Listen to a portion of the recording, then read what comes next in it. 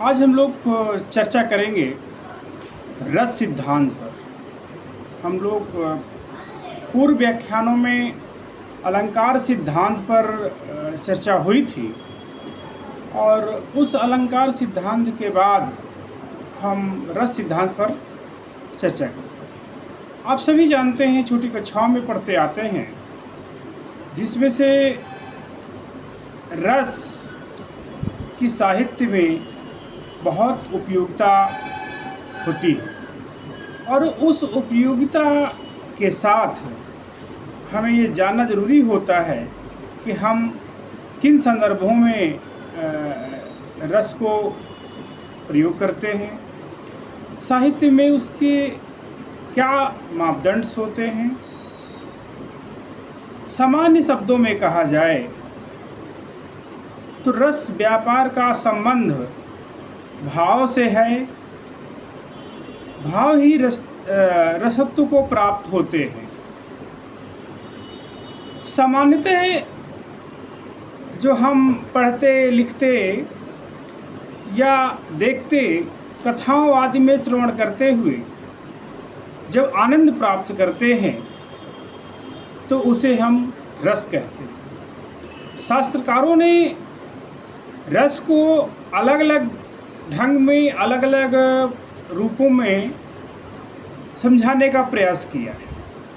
अब पहले उन्होंने इस रस को दो तरह से समझाने की कोशिश किया है। पहला तत्व उन्होंने दिया कृति और पाठक। पहला तत्व क्या है? कृति, और दूसरा तत्व है पाठक। कृति से क्या तात्पर्य है? रस की दृष्टि में कृति या रचना का अर्थ उसे पुस्तकाकार होने से नहीं। कृति का अर्थ है उसमें प्रतिपादित विषय वस्तु अर्थात कल्पना, काव्य भाषा तथा कवि के अनुभव द्वारा रचित कृति का पाठ एवं विषय। इस विषय में रस की दृष्टि से तीन भागों में विभक्त किया गया।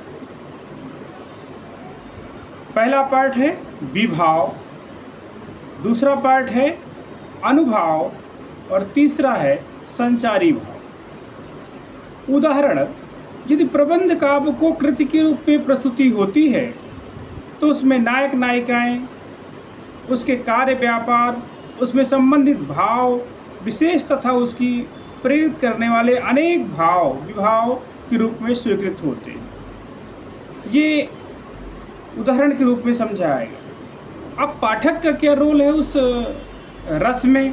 पाठक कैसे उसका रसास्वादन करता है और उस रसास्वादन के साथ कैसे उससे साथ जुड़ता है? तो पाठक को संस्कृत साहित्य में रसज भावक या सहृदय कहा जाता है। इसके विषय में कहा जाता है कि निरंतर काव्य के अध्ययन अनुभवशील अथवा जिसकी समझ अधिक हो, दूसरे शब्दों में काव्यार्थ को सही समझने वाला हो, उसे रस की संपूर्ण अनुभूति हो। रस की संपूर्ण अनुभूति पाठक की सरस वृत्ति और प्रकट होने का अर्थ है। अगर पाठक सामान्य है, उसे हृदय के उरंतल गहराइयों की अभिव्यक्ति उसके साथ हो रही है, तो अवश्य वो रस का रसास्वादन करेगा। कहते हैं कि अब इसमें कई प्रकार की जो बातें आती हैं वो है कि जो हमारे रचनाकारों ने, हमारे काव्य शास्त्रकारों ने रस की जो परिभाषा दी और रस का जो उदाहरण दिया, रस के जो सिद्धांत बनाए, उसमें से आचार्य भरत मुनि ने रससूत्र की व्याख्या की और फिर उसमें आचार्य भट्ट लोलट हैं, भट्ट शंकुक हैं और आचार्य भट्ट नायक हैं, अभिनव गुप्त हैं। इन सभी काव्यशास्त्रियों ने अपनी परिभाषा को रस के अनुरूप ये रस को समझाने का प्रयास किया। हम क्रमशः क्रमबद्ध ढंग से रस के इन सिद्धांतों को समझने का प्रयास करेंगे। आइए हम लोग भरत मुनि के रस सूत्र की व्याख्या की तरफ चलते हैं। आप सभी जानते हो कि चाहे नाटक में हो, चाहे कहानी में हो, या हमारे पाठन में हो, या हमारे दृश्य में हो, तो जब हम उसको देखते हैं, सुनते हैं, फील करते हैं, यानी महसूस करते हैं, तो एक हमें बढ़िया फीलिंग महसूस होती है। बढ़िया कह लीजिए या थोड़ा कमतर कह लीजिए, जैसे भी हमको फीलिंग महसूस, जैसा हमने दृश्य देखा, जैसे हमने पढ़ा, जैसे हमने सुना, उसके अनुसार हमारे मन में उस तरह के भाव जगते हैं। आचार्य भरत ने नाट्य शास्त्र के 6वें अध्याय में एक सूत्र रखा और वो सूत्र का नाम है विभानुभाव व्यभिचारी संयोगद रस रस निष्पत्ति, जिसका अर्थ है विभाव अनुभाव संचारी भाव के संयोग में रस की निष्पत्ति होती। सबसे महत्वपूर्ण तथ्य यह है कि इस सूत्र में स्थायी भाव का उल्लेख नहीं। वो इसलिए नहीं है कि स्थायी भाव कारण नहीं, वो रस दशा की पूर्वावस्था। अतः रस निष्पत्ति के लिए उसका परिपक्व होना आवश्यक। इसीलिए रसत्व की प्राप्त होते ही संबंध में दूसरा उल्लेखनीय तत्व यह है कि विभाव अनुभव और व्यभिचारी भाव कृति विशेष में कभी कल्पना द्वारा नियोजित रहते हैं, और जब कभी कल्पना द्वारा नियोजित रहते हैं तो उसके पीछे कहीं न कहीं उसकी जो अभिलाषा है, उसकी जो सहृदयता है, वो आती है। इसी प्रकार उन्होंने विभव अनुभव और व्यभिचारी भावों के स्थायी भाव के संबंध में अपनी बात को रखा और उन्होंने एक मोटा मोटा निष्कर्ष दिया कि अगर संयोग शब्द भी स्पष्ट हो या कारण उसका स्पष्ट हो तो निष्पत्ति का भी अर्थ लगाया जा सकता है। उस निष्पत्ति के अर्थ लगाने के पीछे रस को ठीक ठीक समझने की प्रक्रिया है। उस रस को समझने की प्रक्रिया में कहीं न कहीं श्रोता, पाठक या अन्य लोग सामने आते हैं। आइए आचार्य भट्ट लोलट जो पहले इसके व्याख्याकार हैं, रस सूत्र के जो पहले व्याख्याकार हैं, उनकी अवधारणा को, उनके कॉन्सेप्ट को समझते हैं रस के बारे में कि उनकी अवधारणा क्या है, उनकी रस क्या है। आचार्य भट्ट के सिद्धांत को मुख्यतः उत्पत्तिवाद कहा जाता है। क्या कहा जाता है? आचार्य भट्ट लोलट के सिद्धांत को मुख्यतः उत्पत्तिवाद कहा जाता है। विभानुभाव संचारी भाव एवं स्थायी भाव के बीच का कार्य कारण संबंध है। इस प्रकार विभाव आदि कारणों में स्थायी भाव को जागृत होने पर रस की उत्पत्ति होती है। इसके अनुसार निष्पत्ति का अर्थ उत्पत्ति है। क्या है? निष्पत्ति का अर्थ उत्पत्ति है। यहाँ प्रयोग शब्द का अर्थ परिपुष्ट किया गया। परिपुष्ट स्थायी भाव में ही रस की उत्पत्ति होती है। रस की उत्पत्ति ऐतिहासिक पात्र में है। आचार्य भट्ट लोलट के मत के परिवर्ती आचार्यों ने स्वीकार नहीं किया। उनके अनुसार न रस की उत्पत्ति है न संभव है। यह एक प्रकार से ऐतिहासिक पात्र नहीं। रस एक अनुभव व्यापार में जो उत्पन्न न होकर के अनुभूत होता है, उसके अनुसार उसका प्रयोग करते हैं। अब आचार्य अनुमतिवाद ने, आचार्य भट्टलोलट ने जिस प्रकार से व्याख्या की रस की, तो वो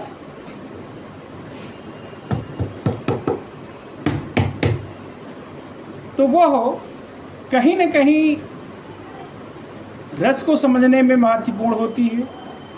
आचार्य शंकुक भी इसी प्रकार अपने मत को कहते हैं कि अनुमतिवाद कहा जाता है। आचार्य शंकुक के सिद्धांत को अनुमतिवाद कहा जाता है। उन्होंने संयोग का अर्थ अनुमान से लिया।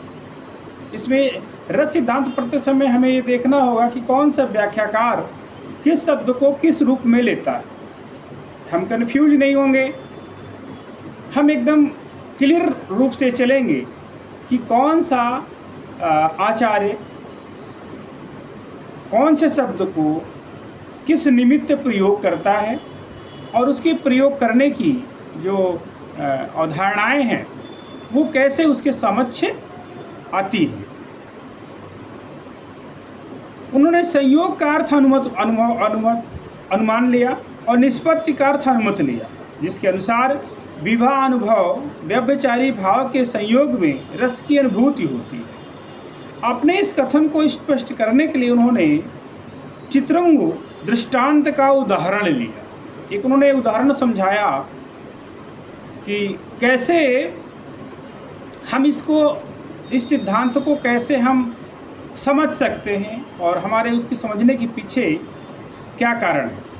उन्होंने बताया कि जैसे चित्र में बनाया गया अश्व माने घोड़ा, जैसे चित्र में बनाया गया अश्व न सत्य है अपितु चित्र की प्रतिक्रिया मात्र है। जो हमने चित्र देखा है, जो कलाकार ने चित्र को बनाया है, वो चित्र सत्य नहीं है, सजीव नहीं है, लेकिन कल्पना के द्वारा उसको बनाया गया है। वो ना मिथ्य है अर्थात अश्व नहीं है, ना वो सत्य है ना मिथ्य है, तो है क्या? यानी कल्पना के द्वारा उसको बनाया गया हुआ है, जिस को वो कहते हैं वो संशय है जिसमें, और ये संशय भी नहीं कह सकते, सत्य और मिथ्य दोनों हैं। यह भी नहीं कहा जा सकता कि जिस प्रकार चित्र में बना हुआ अश्व न सत्य है न मिथ्य है न संशय है, तो वो उभयात्मक प्रतीति है। उसे उसी प्रकार अभिनव काल बदले में उस स्थिति को नट का सत्य अर्थात असत्य, उभयवाद और संशयात्मक परिस्थितियों की बात करें। यानी परवर्ती आचार्यों ने इस अनुमति सिद्धांत को नहीं माना, क्योंकि अनुमति सिद्धांत के अनुसार रस की मूल निष्पत्ति नट में होती है। नट मीन्स जो कार्य करने वाला है, जैसे नौटंकी का जो लीडर है, जो जोकर है, जो आपको हंसा रहा है, जिसको आप में आनंद आ रहा है, तो ये कहते हैं कि उससे अनुमान लगाया जा सकता है कि उसके पीछे ये रीजन है, उसके पीछे ये कारण है। लेकिन पूर्ववर्ती आचार्यों ने इसकी बात नहीं मानी। खैर, सिद्धांत समय नहीं, क्योंकि मूलतः है जो दर्शक ही निष्पत्ति होता है, वो दर्शक का साक्षात आस्वादन है, वो आस्वादन का अनुमान मात्र नहीं। रस अनुमतिवाद नहीं अभिव्यक्ति है, रस की अनुमति का संभव और संबंध भी। तो हम लोगों ने दो रचनाकारों को देखा, दो व्याख्याकारों को देखा। एक कल्पना के द्वारा आगे बढ़ते हैं और दूसरी जो है उसकी व्याख्या करते हैं, आचार्य भट्टनायक। अब भट्टनायक का जो सिद्धांत है वो भोगवाद कहा जाता है। क्या कहा जाता है? भोगवाद। आचार्य भट्टनायक के सिद्धांत को भोगवाद कहा जाता है। उनके अनुसार सहृदय द्वारा विभाव के भोग से रस की मुक्ति होती है। रस पाठक द्वारा भोगीकृत होता है, रस पाठक द्वारा भोगीकृत होता है, और उस भोगीकृत होने के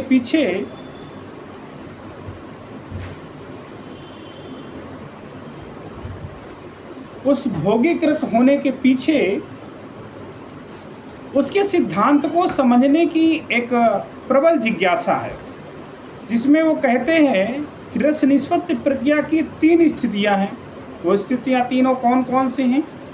पहली स्थिति है अभिधा, दूसरी स्थिति है भावकरण और तीसरी स्थिति है भोजकरण। अभिधा शब्द शक्ति नहीं। जैसा कि आप सब जानते हो कि अभिधा तीन प्रकार की लक्षण शब्द शक्तियाँ तीन प्रकार की होती हैं, अभिधा लक्षणा व्यंजना। तो अभिधा शब्द शक्ति नहीं है। क्लियर? इसका अर्थ है कलात्मक सौंदर्य मुक्त काव्य की समझ से, जिसको हम काव्य को हम अच्छे से समझ सकें, काव्य को हम अच्छे से जान सकें, तो वो कहते हैं कि इसकी अभिव्यक्ति उसके साथ है। यानी उस जो अभिव्यक्ति की जो प्रक्रिया है, उस प्रक्रिया में वो कहीं न कहीं साथ होते। साथ होने के पीछे सिर्फ यह लॉजिक नहीं है, यह तर्क नहीं है कि हमारी बात को अपने जो संदर्भ हैं उन संदर्भों में देखा जाए, समझा जाए, बल्कि व्याख्याकार उसको महत्वपूर्ण ढंग से समझाने की कोशिश करता है। और वो कोशिश सिर्फ रस के साथ साथ साहित्य की भी समझने की कोशिश नहीं है, बल्कि जो चीज़ें हो रही हैं, जो एक तरह से व्याख्यायित की जा रही हैं, वो भी कहीं न कहीं उसके साथ हैं। तो इस प्रकार से वो दूसरा अर्थ जब सांख्य दर्शन का अर्थ ग्रहण करते हैं, या जब वो स्थायीकरण की परिभाषा की बात करते हैं, तो वो स्थायीकरण की परिभाषा या वो सांख्य दर्शन का प्रभाव उनके जो रस सिद्धांत हैं उस व्याख्या में भी वो दिखाई देता है। और उसके दिखाई देने के पीछे उनकी जो मूल अभिव्यक्ति है, जो मूल सोच है, वो यही है कि रस को वो ठीक से समझ सकें, या रस को ठीक से समझाया जाए। तो इस प्रकार की भी जो उनकी कोशिश है, वो भी साथ में व्याख्याकार उसको लेकर के चलते हैं, और उस व्याख्या में वो आगे बढ़ते भी हैं। आइए अगला हम लोग बात करते हैं अभिनवगुप्त। रस सिद्धांत के इस सूत्र को आचार्य अभिनवगुप्त ने दूसरी तरह से समझाया। वो दूसरी तरह क्या है कि उनके अनुसार विभव अनुभव संयोग संचारी भाव व्यंजना व्यापार संयोग का अर्थ व्यंजना व्यापार है। अब हमने आरंभ में ही कहा था कि हर रचनाकार अलग अलग ढंग से अलग अलग शब्दों की निष्पत्ति करता है, और उस अलग अलग शब्दों की निष्पत्ति में वो ये घोषित करता है, ये बताता है कि जो उसके अंदर की जो स्थितियां हैं, जो उसके अंदर का जो भाव है, वो कैसे अभिव्यक्ति करना है, उसकी अभिव्यक्ति के पीछे उसके कारण क्या हैं, उसके जो परिवेशात्मक संदर्भ हैं, उसको कैसे वो जोड़ता है। तो इस प्रकार से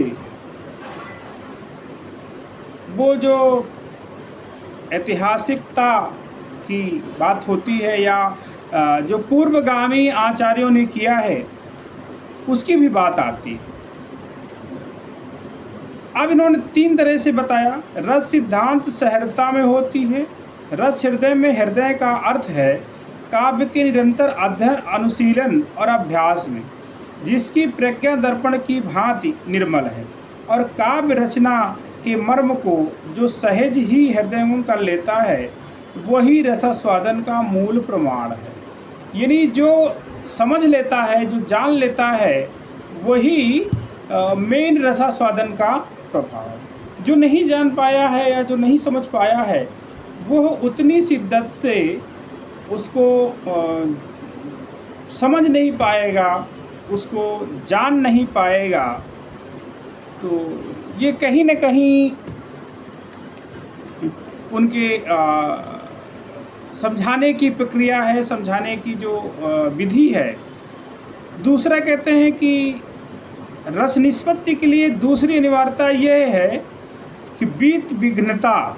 इस बीत विघ्नता का अर्थ है सहृदय के मन में वैयक्तिक राग, द्वेष, हर्ष, विषाद आदि भावों ना हो, वो मुक्त हो इनसे, यानी किसी प्रकार का मन में कोई दुराग्रह ना हो, किसी के प्रति कोई ऐसा भाव ना हो जिससे उसकी क्षति पहुँचे, उसको ये लगे कि ऐसा हो रहा है।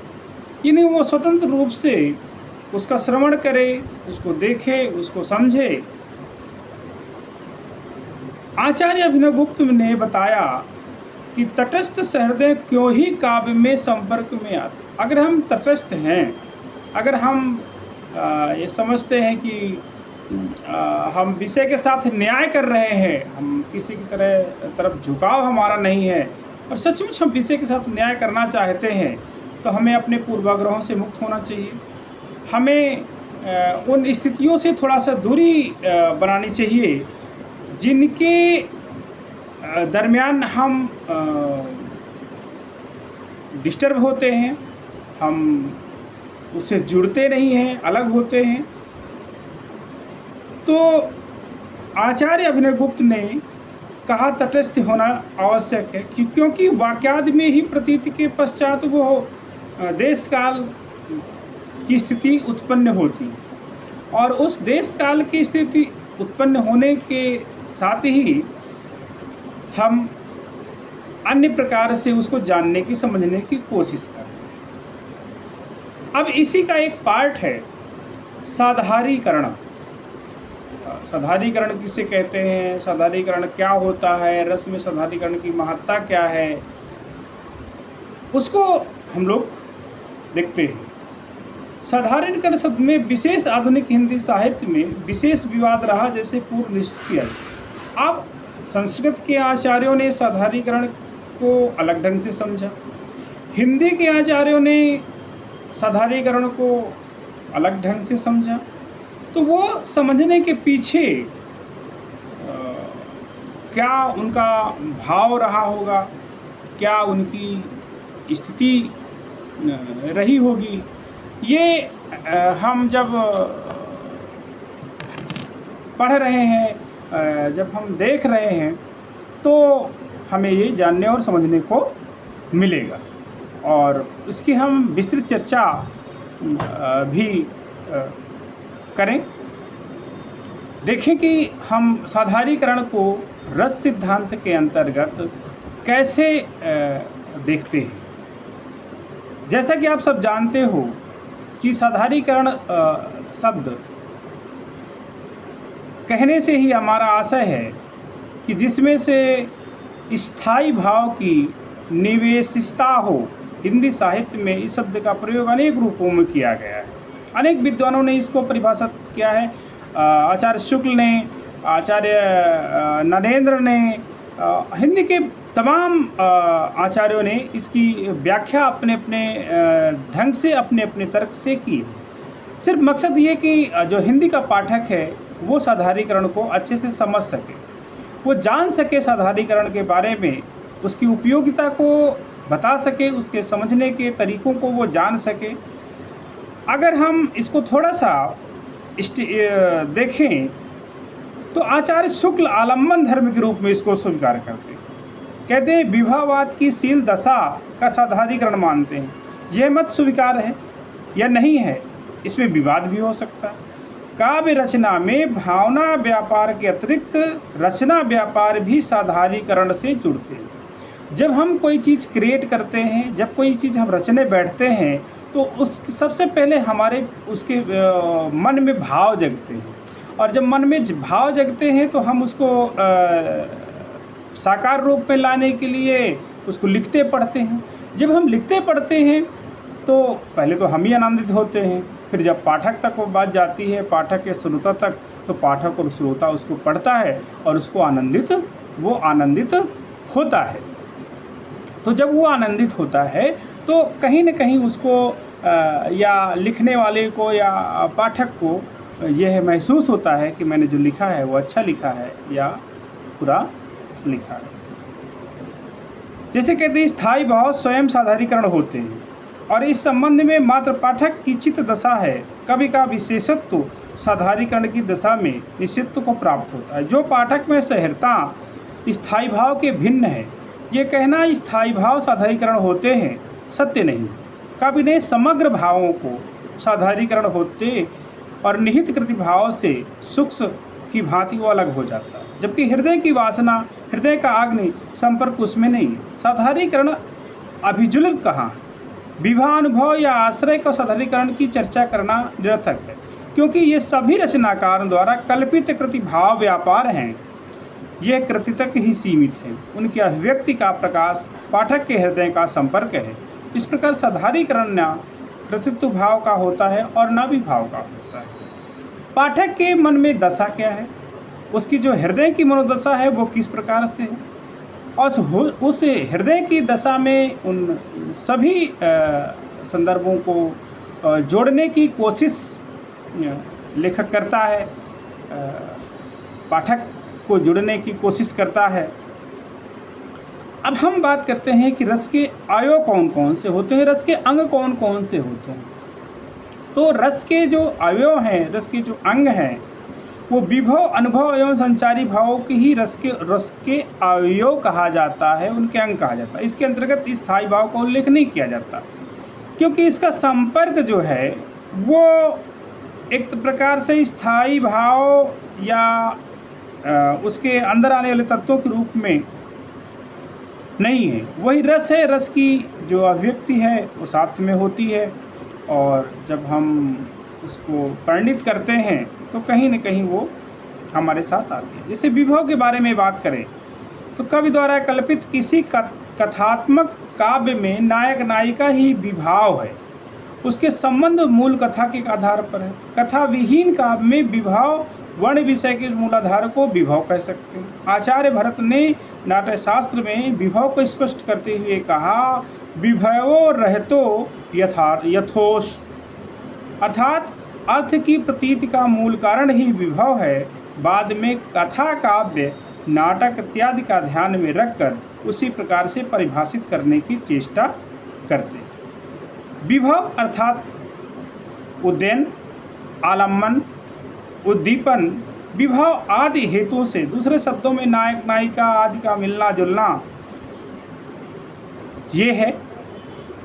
और आदि के मिलने जुलने के पीछे उनकी जो स्थितियां हैं, आलम्बन विभव, उद्दीपन विभव, तो भाव एवं रस के मूल हेतु को आलम्बन कहा जाता है।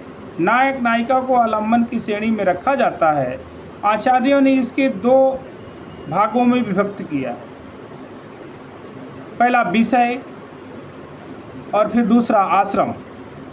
श्रृंगारवादियों के संबंध में जिसके द्वारा भाव व्यापार प्रेरित हो रहा है वो विषय है, और जिसके हृदय में प्रतीत जागृत एवं संचित हो रहा है वो आश्रय है। यथा यदि नायक को देखकर नायिका के हृदय में प्रीति का संचार हो तो नायक विषय है और नायिका आश्रय है, यानी जिसके लिए हमारे मन में बात उठ रही हो, जिसके प्रति हमारे मन में वो भाव उत्पन्न हो रहे हों, वो क्या है, वो विषय है, और जो करने वाला है या जो कर रहा है वो आश्रय। यदि स्थिति उसके विपरीत हो तो नायिका विषय एवं नायक आश्रय। जैसे एक बहुत बढ़िया सुंदर उदाहरण है, इसको हम लोग अलंकार पढ़ाते समय इसको हम लोग यूज किए थे, दोबारा हम लोग उसी को उदाहरण देते हैं कि कंकन किंकिन नुपुर ध्वनि सुनी, कहत लखन सन राम हृदय गुनी, मनहु मदन दुमदुबी दीन्हा, मनसा विश्व विजय चाही। याद करिए, हम लोग जब अलंकार सिद्धांत पढ़ा रहे थे तो इस चीज़ का वर्णन आया था। तो अब इसमें है, सीता के अंग्रासित आभूषणों के अनुसरण को सुनकर राम में प्रीतिभाव जागृत होती है, अर्थात राम आश्रयगत है, आलम्बन विभव है, और सीता विषयगत आलम्बन विभव है। उद्दीपन, हिरण्य के आचार्यों ने उद्दीपन को परिभाषित करते हुए लिखा, रसही जगावे दीप ज्यों उद्दीपन है सोई। जो रस को जागृत करे, जो रस को जगाए, वही उद्दीपन है। जिस प्रकार दीपक प्रकाश को दीप्त करता है, उसके प्रकाश उद्दीपन आलम्बन के संबंध में भाव व्यापार को उद्दीपन करने के लिए कारण माना जाता है। जैसे व्यापार रस के संदर्भ में उदित, वाटिका, सरोवर, चांदनी, बसंत आदि आते हैं तो वो उद्दीपन का काम करते हैं। उदाहरण है, भूप बाग बर देखऊं जाई, जहाँ बसंत ऋतु रही लुभाई, चातक कोकिला कीर चकोरा, कुंजत बिहग नटत कलमोरा। अब आप ऊपर हम लोगों ने देखा कि चांदनी है, बसंत है, कोकिला है, ये क्या कर रहे हैं? ये उद्दीपित कर रहे हैं उन परिस्थितियों को। इसी प्रसंग में आप देखिए कि बसंत ऋतु, चातक, कोकिला, कीर, पक्षी, मयूर, बिलास, कौतिक आदि को राम को रति के रूप में क्या कर रहे हैं? उद्दीपित कर रहे हैं। अनुभव क्या है? आचार्य भरत ने अनुभव की स्थिति को निर्देशित करते हुए बताया कि इसके भाव व्यापार प्रतीति का विषय बनता है। वे कहते हैं अनुभव वस्तु गम्यते। फिर वो कहते हैं अर्थात जो भावों के पश्चात आते हैं वो अनुभव हैं। क्या हैं? जो भावों के पश्चात आते हैं वो अनुभव है। वाणी, अंग, सचल आदि के अभिनव स्वरूप का अनुभव करने वाले भाव अनुभव कहलाते हैं। आचार्य विश्वनाथ ने अनुभव को परिभाषित करते हुए लिखा, उद्बुद्ध कारण स्वः स्वहि भावम प्रकाशया लोके साकार रूपम स्वभाव का निरूप। हृदय में उद्बुद्ध रीति आदि को बाहर प्रकाशित करने वाले लोक या रति कार्य कहलाने वाले वही काव्य तथा नाटक में अनुभव है। तो वो काव्य के संदर्भ में, काव्य के नाटक के संदर्भ में, इसी प्रकार वसुतः हृदय के भावों की अभिव्यक्ति के संदर्भ में जो वो बात करते हैं, वो कहते हैं कि अब जो ये हमारे हृदय की अनुभूति है, जो हमारे हृदय को हम जानते हैं, वो इसको 4 प्रकार से विभाजित करते हैं। पहला क्या है? कायिक, वाचिक, सात्विक, आहार। ये 3 भागों में विभाग किया। कुछ लोगों ने इसको 3 भागों में भी कहा और कुछ लोगों ने इसको 4 भागों में भी डिवाइड किया। कायिक क्या है? नायक या नायिका के किसी भाव व्यापार के वशीभूत होने पर शरीर के विविध अंग प्रत्यंगों की सहज चेष्टाओं को कायिक अनुभव कहा जाता है। शरीर के विविध अंग प्रत्यंगों की सहज चेष्टाओं को कायिक अनुभव कहा जाता है। आप सब जानते हैं। माखे लखन कुटिल भई हृदपट फटत परम सिरोही। यहाँ लक्ष्मण को क्रोध आ गया और वो अमरस से वशीभूत होते हुए भावों को कुटिल होना, होठों को फड़फड़ाना, ये कायिक अनुभव का उदाहरण है। वाचिक अनुभव, काव्य में नायिका का किसी प्रकार के व्यापार से वशीभूत होकर वाणी द्वारा उसकी अभिव्यक्त का वाचिक अनुभव करना। जब हम शारीरिक रूप अनुभव करते हैं तो कायिक है, और जब हम अपने वाचिक रूप से अनुभव करते हैं तो वो क्या है? वाचिक अनुभव है। जैसे उदाहरण देखिए, जो तुम्हारा अनुशासन पाऊँ, कंदुक यह ब्रह्मांड उठाऊँ, काचे घट जिम डारो फोरी, सकूँ मेह मूलक जिम तोरी। अर्थात यदि आपकी मैं आज्ञा पा जाऊं, आपके अनुशासन के अनुकूल में हो जाऊं, तो इसको मैं ब्रह्मांड में उठा दूं। ये भी छोटा मोटा काम नहीं करता। अब यहाँ पर अनुभव की बात आती है। इसी प्रकार संचारी भाव, संचारी भाव को भरत मुनि ने कहा कि निष्पन्न व्यभिचारी शब्द का अर्थ है विविध प्रकार के रसाभिमुख होकर विवरण करने वाले भाव। ये रसान्वित होकर संचरण करते, इसीलिए इन्हें संचारी भाव भी कहा जाता है। इनकी कोई निश्चित सीमा नहीं, ये व्यभिचार रूप होकर के अनेक सत्र आचार्य गोस्वामी व्यभिचारी के चरित्रगत भेद का स्पष्ट करते बताते हैं और संख्या का भी जिक्र करते हैं, जिसको इन्होंने 33 बताई। इसकी संख्या इन्होंने 33 के रूप में बताया कि 33 संख्याएं हैं। अक्सर जो मेन होता है, जिसमें से निर्वेद है, शंका है ना, इसी प्रकार से स्थायी भाव की बात करते हैं और उस स्थायी भाव के पीछे जो स्वभाव सनातन रूप से होता है, वो केवल आदमी में नहीं है, हमको विभिन्न परिस्थितियाँ दिखाई दे जा सकती हैं, समझा जा सकता है, समझाया जा सकता है ना।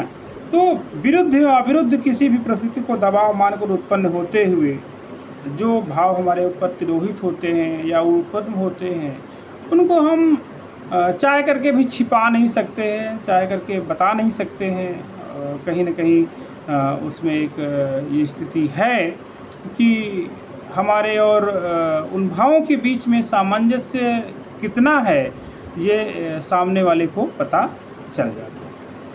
अब आप छोटी कक्षाओं में अक्सर पढ़ के आते हैं कि किस रस का स्थायी भाव कौन है और किस स्थायी भाव का रस कौन है। एक बार हम लोग इसको देख लेते हैं कि रति का स्थायी भाव श्रृंगार रस है, हास का स्थायी भाव हास्य है, शोक का करुण है, रौद्र का रौद्र है, उत्साह का वीर है, भय का भयानक है, जुगुप्सा का विभित्स है, विभित्स का अद्भुत है, निर्वेद चित्रित है, शांत है, आर्द्रता का वात्सल्य है, अभिलाष का लौल्य है, श्रद्धा और भक्ति रस का भक्ति है, स्पृह ग्रह का परस्य और चित्रवृत्ति माया रस, स्नेह प्रेम रस। मूलतः 10 रस माने गए हैं। सब आचार्यकारों की अपनी अलग अलग धारणाएं हैं, सब ने अलग बात की है। मेरी समझ में ये है कि आप लोगों को ये चीज़ें आ गई होंगी, समझ में अक्सर करके आती हैं। जो नहीं आती हैं वो आप लोग हम लोग अगले व्याख्यान में हम लोग चर्चा करेंगे। अगले व्याख्यान में हम लोग चर्चा करेंगे कि रस कौन कौन से रस हैं, उसकी परिभाषा क्या है, कैसे उसको साहित्य में उपयोग करते हैं। तो इस प्रकार से जो रस की जो व्याख्या है, रस का जो सिद्धांत है, उसके जो व्याख्याकार हैं, एक लंबी परिपाटी है रस को समझने के लिए और समझाने के लिए। साहित्य में उसकी उपयोगिता कैसे हम सिद्ध करेंगे, कैसे हम उसका उपयोग करने में सावधानी बरतेंगे, कैसे हम कन्फ्यूज नहीं होंगे। जो हमारे काव्यशास्त्र के व्याख्याकार हैं, वो अलग अलग मापदंडों के जरिए, अलग अलग कार्य व्यापारों के जरिए उसको समझाने की कोशिश करते हैं। और अगर हम लोग रस के अवयवों को, रस के सिद्धांतों को ठीक से अगर हम समझ लेते हैं, तो ये निश्चित रूप से हम अपने साहित्य के ज्ञान में अभिवृत्ति करते हैं। और उस अभिवृत्ति में हमें देखना है कि जो उनके रस के स्वरूप हैं, चाहे वो श्रृंगार रस हो, चाहे वो संयोग रस हो, चाहे वो विप्रलभ हो, करुण हो, इन सभी रसों की बड़ी उपयोगिता है। चाहे वो हास्य रस हो, है ना, आप चाहे जब पढ़िए, चाहे जिसको पढ़िए, तो वो चीज़ें कहीं न कहीं आपको देखने को मिल जाती हैं। और उसके समझने के हमारे पास तमाम सूत्र भी होते हैं। उन सूत्रों के जरिए हम उस साहित्य तक पहुंचते हैं, उस व्याख्याकार तक पहुंचते हैं जहां तक हम पाते। उम्मीद है कि आपको समझ में आ गया होगा। हम इसी कड़ी में यह व्याख्यान को यहीं पर स्थगित करते हैं और आगे आने वाले अगले व्याख्यानों में हम इसकी चर्चा अन्य उसमें करते हैं। तो आप सभी को बहुत बहुत धन्यवाद। आभार इतना देर तक सुनने के लिए। जो आपके क्वेश्चंस होंगे वो हम अगले सेशन में लेंगे। जैसा कि हम सभी लोग अपने जो लेक्चर्स के अंत में जो गतिविधि अपनाते हैं, एक बार मैं आपका ध्यान उधर आकर्षित करना चाहूँगा कि 1 सेकंड के लिए आप लोग गतिविधि